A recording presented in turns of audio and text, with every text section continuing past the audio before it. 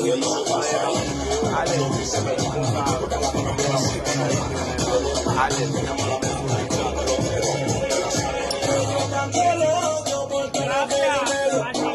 la mujer de Dios, mira como yo le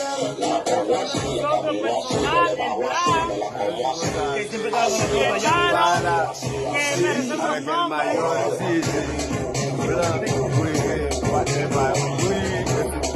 Y le agradezco bastante a ellos y me van a hacer muchas cosas.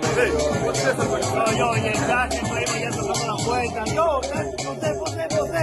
Ya siempre iba todo el tiempo buscando la comida y dándole comer todo el tiempo.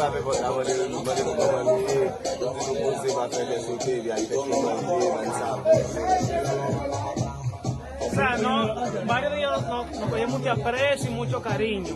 Y se lo agradecemos bastante.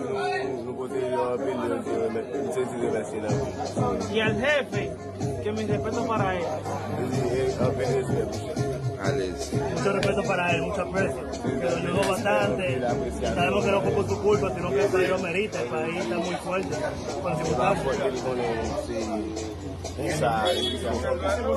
Con sa situasyon pe ya e nan mouman, yon konen se kon ba e fe sou lè de tapre la vel.